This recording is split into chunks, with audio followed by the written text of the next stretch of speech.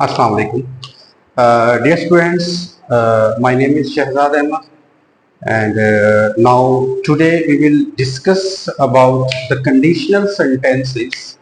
कि conditional sentences क्या होते हैं, डिफरेंट किस्म के कंडीशनल सेंटेंसेस डिफरेंट किस्म की सिचुएशंस को कैसे रिप्रेजेंट करते हैं, आज हम उन चीज़ों को सीखेंगे। ठीक है, तो बगैर किसी देर के हम लोग अपने टॉपिक की तरफ चलते हैं।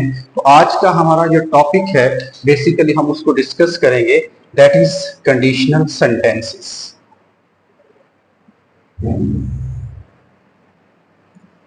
हम डिस्कस करेंगे आज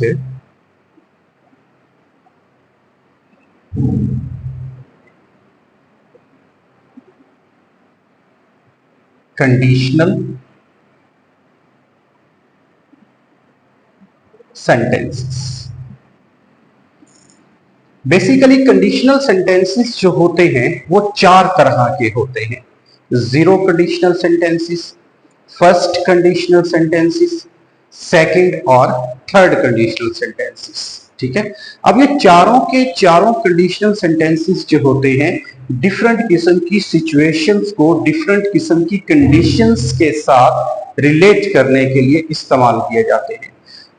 अब कोई भी कंडीशनल सेंटेंस हो, एक दो चीजें जो बहुत जरूरी समझता हूं स्टूडेंट्स मैं आप लोगों को बताना, वो ये है कि कोई भी कंडीशनल सेंटेंस हो, चाहे वो जीरो कंडीशनल सेंटेंस हो, चाहे वो फर्स्ट हो, चाहे वो सेकंड हो, चाहे वो थर्ड हो, कोई भी कंडीशनल सेंटेंस हो उसके दो हिस्से होते हैं।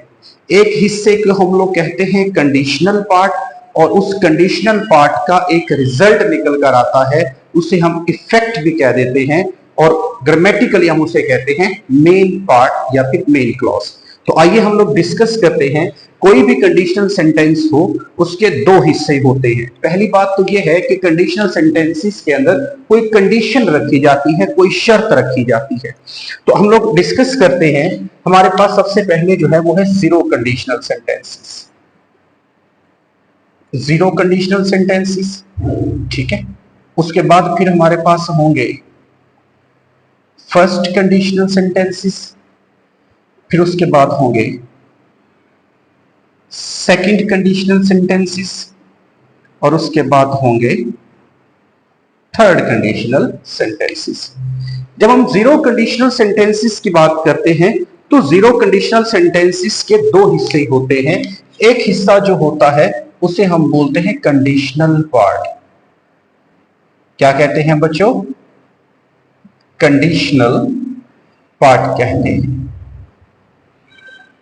ठीक है, और एक हिस्सा हमारे पास वो होता है जिसे हम रिजल्ट बोलते हैं, जिसे हम क्या कहते हैं? रिजल्ट कह देते हैं, या हम उसको एक नाम और भी देते हैं, और वो क्या होता है? इफेक्ट कहते हैं। अब कंडीशनल पार्ट वो होता है जिसके अंदर हम लोग इंग्लिश में यूज करते हैं क्या? इफ। तो जिस हिस्से में इफ आ जाए that is called conditional part. एक और चीज जो मैं जरूरी समझता हूं बताना, एक चीज याद रखिएगा, चाहे आप कंडीशनल पार्ट पहले लिख लें सेंटेंस में, और चाहे आप रिजल्ट या इफेक्ट पहले लिख लें, सेंटेंस ग्रामेटिकली दोनों तरह से सही होता है। हम एग्जाम्पल के जरिए इन चीजों को समझेंगे भी। तो सबसे पहले डिस्कस करते हैं जीरो कंडीशनल सेंटेंसेस को। तो जीरो कंडीशनल सेंटेंसेस में हमारा ये जो कंडीशनल पार्ट होता है ये होता है प्रेजेंट इंडेफिनिट टेंस में।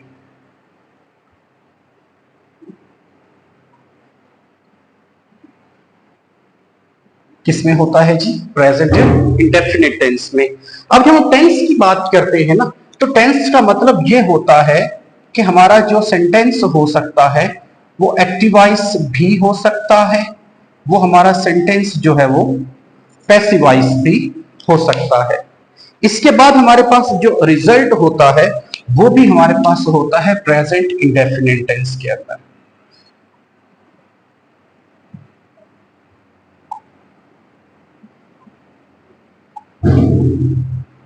किसके अंदर होता है जी? प्रेजेंट इंडेफिनिट टेंस के अंदर होता है, यानी कि प्रेजेंट इंडेफिनिट टेंस में उसको लिखते हैं।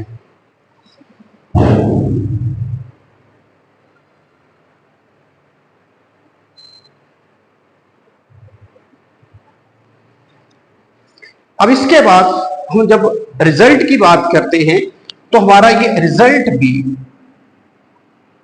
एक्टिव में भी हो सकता है और पैसिव वॉइस में भी हो सकता है। अभी हम जस्ट स्ट्रक्चर की बात कर रहे हैं, एग्जाम्पल की बात मैं फिर आपको बाद में बताऊंगा जी। इसके बाद हमारे पास है जी first conditional sentences. First conditional sentence में हमारे पास जो कंडीशनल पार्ट होता है दैट इज इन प्रेजेंट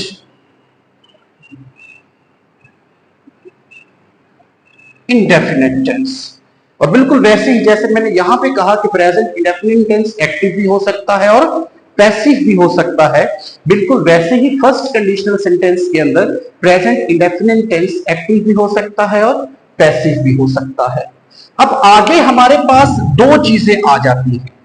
यहां तो हमारे पास एक चीज ही होती है ना कि जीरो कंडीशनल सेंटेंस के अंदर दोनों हिस्से प्रेजेंट में होते हैं, लेकिन फर्स्ट कंडीशनल सेंटेंस के अंदर जब हम प्रेजेंट इंडेफिनिट टेंस की बात करते हैं कंडीशनल सेंटेंसेस में, तो आगे ये जो हमारा रिजल्ट होता है ना, ये दो तरह की चीजें जो है, बल्कि तीन तरह की चीजें जो है वो क्रिएट कर सकता है। कितनी तरह की चीजें क्रिएट करता है? तीन तरह की। ठीक है, या तो हमारे पास ये क्रिएट करता है जनरल सेंस को, किसको रिप्रेजेंट करता है जी?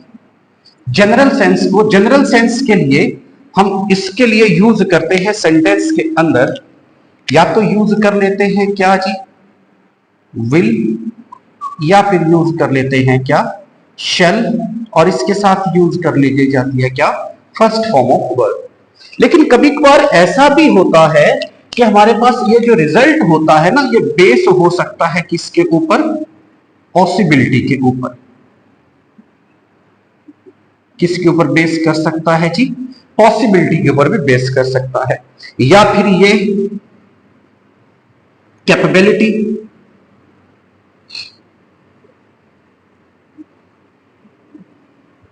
को भी बेस कर सकता है।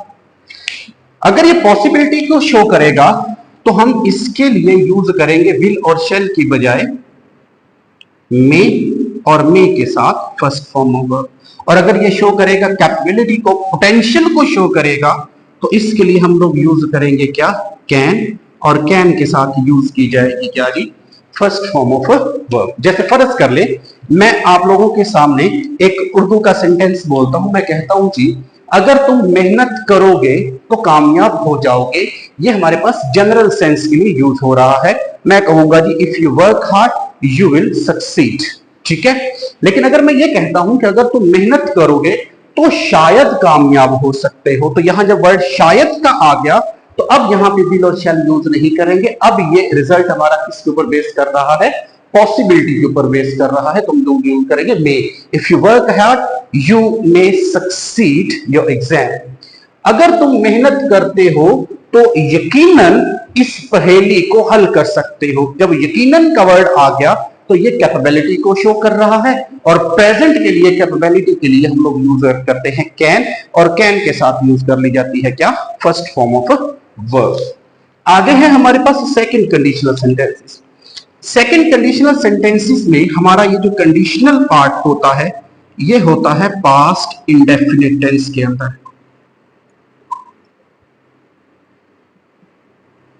कौन से टेंस में लिखा जाता है जी? पास्ट इंडेफिनिट टेंस के अंदर। बिल्कुल वैसे ही जब हमारे पास पास्ट इंडेफिनिट टेंस के अंदर आएगा तब भी हमारे पास यहां पर तीन चीजें हो सकती हैं। कितनी चीजें हो सकती हैं जी? तीन चीजें, जनरल सेंस, पॉसिबिलिटी और कैपेबिलिटी। तो जनरल सेंस के लिए हम लोग क्या यूज करेंगे? जनरल सेंस के लिए हम लोग यहां पर यूज करेंगे क्या? विल और शैल को रिप्लेस करते हुए यूज करेंगे वुड, और वुड के साथ first form of verb. Possibility के लिए क्योंकि पास्ट टेंस है तो मे की पास्ट फॉर्म क्या होती है? माइट होती है। क्या होती है? माइट होती है, और यहां यूज कर लेंगे हम लोग first form of verb use कर लेंगे। आगे हमारे पास कैपेबिलिटी है, तो कैपेबिलिटी के लिए हम लोग क्या यूज करेंगे? कुड, और कुड के साथ यूज करेंगे हम लोग first form of verb use कर लेंगे। ये हमारा क्या हो जाएगा? Second conditional sentences. अगर तुम मेरी बात पर अमल करते तो कामयाब हो जाते।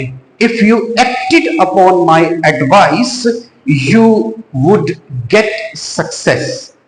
कामयाबी हासिल कर लेते। अगर तुम मेरी बात पर अमल करते तो शायद कामयाबी हासिल कर लेते। If you acted upon my advice you may get success, you might get success. ठीक है, अगर तुम मेरी बात पर अमल करते तो यकीनन कामयाबी हासिल कर सकते थे। If you acted upon my advice you could get success. तो पॉसिबिलिटी भी हो सकती है, जनरलिटी भी हो, जनरल सेंस भी हो सकती है, और हमारे पास कैपेबिलिटी भी हो सकती है। इसके बाद हमारे पास क्या है जी, third conditional sentences. Third conditional sentence में हम लोग कंडीशनल पार्ट यूज करते हैं, वो होता है हमारा पास्ट परफेक्ट के अंदर। किस टेंस में होगा जी, पास्ट परफेक्ट में होगा। आगे हमने यूज करना है क्या,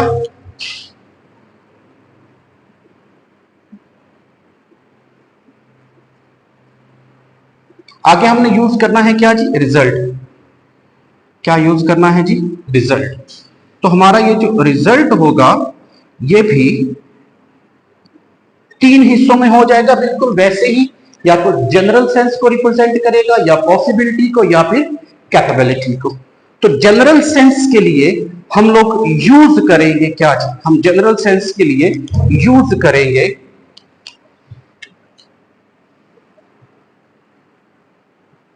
वुड। वुड के साथ यूज करेंगे हैव, और हैव के साथ यूज हो जाएगी क्या, थर्ड फॉर्म ऑफ वर्ब। आगे हमारे पास पॉसिबिलिटी है, तो पॉसिबिलिटी के लिए हम लोग यूज करेंगे क्या, माइट। माइट के साथ यूज करेंगे हैव, और हैव के साथ यूज की जाएगी क्या, third form of verb use करेंगे। ठीक है जी। आगे हमारे पास क्या है, कैपेबिलिटी है, और कैपेबिलिटी के लिए हम लोग क्या यूज करेंगे, कुड, और कुड के साथ यूज किया जाएगा क्या, हैव, और हैव के साथ यूज करेंगे हम लोग क्या, थर्ड फॉर्म ऑफ वर्ब। ये हमारे पास थे third conditional sentences, zero, first, second और third conditional sentences. Zero conditional sentences के अंदर हमारे पास दोनों हिस्से किस में आते हैं, प्रेजेंट इंडेफिनिट टेंस में। और याद रखिएगा एक एडिशनल चीज बता रहा हूं, जब किसी भी सेंटेंस के दोनों हिस्से प्रेजेंट इंडेफिनिट टेंस में होते हैं तो ऐसा सेंटेंस कहलाता है हमारे पास जनरल फैक्ट। क्या कहते हैं ऐसे सेंटेंस को, जनरल फैक्ट कहते हैं। यानी कि जीरो कंडीशनल सेंटेंस के अंदर हमारे पास जो सेंटेंस होता है हम उसे क्या कहते हैं, जनरल फैक्ट कहते हैं। फर्स्ट कंडीशनल सेंटेंस में conditional part present indefinite tense में, और मेन पार्ट जो होगा वो विल शैल के साथ फर्स्ट फॉर्म आ सकती है, मे के साथ फर्स्ट फॉर्म आ सकती है, और कैन के साथ फर्स्ट फॉर्म आ सकती है। विल शैल के साथ आएगी तो जनरल सेंस, मे के साथ आएगी तो पॉसिबिलिटी, कैन के साथ आएगी तो फर्स्ट फॉर्म ऑफ वर्ब होगी। आगे है सेकंड कंडीशनल सेंटेंस। सेकंड में पास्ट इंडेफिनिट टेंस होता है कंडीशनल पार्ट के अंदर, और आगे रिजल्ट या इफेक्ट जो होता है वो वुड, माइट या कुड के साथ फर्स्ट फॉर्म लगा दी जाती है। आगे थर्ड कंडीशनल सेंटेंस लास्ट पर, और कंडीशनल पार्ट होता है हमारा पास्ट परफेक्ट में थर्ड कंडीशनल सेंटेंस में, और आगे हमारे पास जो रिजल्ट होते हैं वो पॉसिबिलिटी हो सकती, सॉरी वो जनरल सेंस हो सकती है, वो पॉसिबिलिटी हो सकती है, वो कैपेबिलिटी हो सकती है। जनरल सेंस के लिए वुड हैव के साथ थर्ड फॉर्म, पॉसिबिलिटी के लिए माइट हैव के साथ थर्ड फॉर्म, और कैपेबिलिटी के लिए कुड हैव के साथ थर्ड फॉर्म आएगा। ये हमारे पास इसका स्ट्रक्चर था। अब आइए हम लोग सेंटेंसेस की तरफ आते हैं, इसकी एग्जाम्पल की तरफ आ जाते हैं।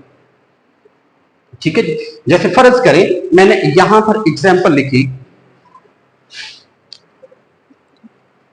जैसे मैंने यहां पर एग्जाम्पल लिखी जी जीरो कंडीशनल सेंटेंस की। किसकी एग्जाम्पल लिखते हैं हम लोग, इसी बीच में मैं थोड़ी सी जगह बनाकर लिखने की कोशिश कर रहा हूं जीरो कंडीशनल सेंटेंस की। जीरो कंडीशनल सेंटेंस में हम लोग क्या करते हैं, if you put water on fire, it starts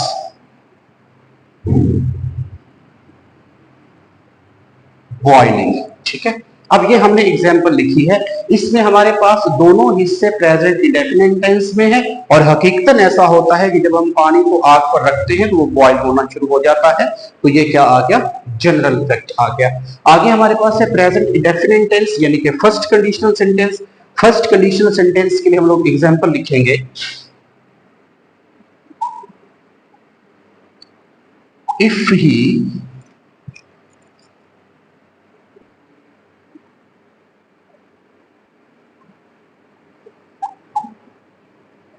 sells all the things, he will get profit। अब ये जनरल सेंस हमने लिखी है, हम ऐसे भी तो कह सकते हैं ना, if he sells all the things he may get profit, हो सकता है वो मुनाफा हासिल कर ले। ही कैन गेट प्रॉफिट, यकीनन वो मुनाफा हासिल कर सकता है। तो पॉसिबिलिटी, जनरल सेंस और कैपेबिलिटी तीनों चीजें हो सकती हैं। और एक चीज मैंने आपसे कही थी कि अगर हम चाहें तो कंडीशनल पार्ट बाद में लिख सकते हैं और रिजल्ट और इफेक्ट जो है वो पहले लिख सकते हैं। वो हम यहां पर एग्जांपल देख लेते हैं। जैसे फर्ज करें मैंने यहां पर एग्जांपल लिखी जी, he could crack the exam if he read all the books। तो यहां हमारे पास क्या है, पॉसिबिलिटी भी नहीं है, जनरल सेंस भी नहीं है, बल्कि क्या यूज कर रहे हैं हम लोग, कैपेबिलिटी यूज कर रहे हैं कि वो वाकई ही एग्जाम को क्रैक यानी कि पास कर सकता था अगर वो सारी किताबें पढ़ लेता। ये सेकंड फॉर्म ऑफ वर्ब है, रेड नॉट रीड। आगे पास्ट परफेक्ट में, पास्ट परफेक्ट में हम लोग एग्जांपल लिख सकते हैं। जैसे फर्ज करें हमने यहां पे लिखा जी, if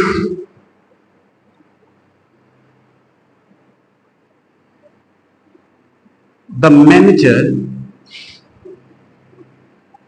had announced increment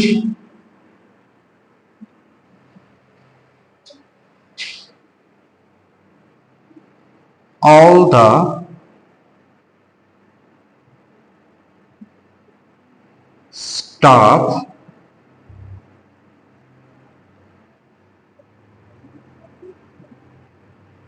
could have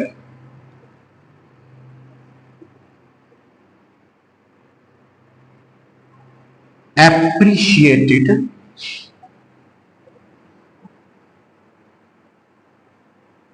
definitely. अब इस सेंटेंस में अगर देखें तो हमने लास्ट पर क्या यूज किया है, डेफिनेटली यूज किया है। अब डेफिनेटली हमारे पास अश्योरेंस को शो करता है, किस चीज को शो करता है, अश्योरेंस को शो करता है, यानी कि हम किसी चीज पे यकीन दहानी कराने की कोशिश करते हैं। जब हम यकीन दहानी उसी वक्त करवाते हैं जब हम किसी भी चीज को लेकर श्योर होते हैं 100%। तो इसके हम लोगों ने क्या यूज करना है, कैपेबिलिटी। और कैपेबिलिटी के लिए हम लोगों ने क्या यूज किया है, यहाँ पर कुड, कुड के साथ हैव और हैव के साथ थर्ड फॉर्म।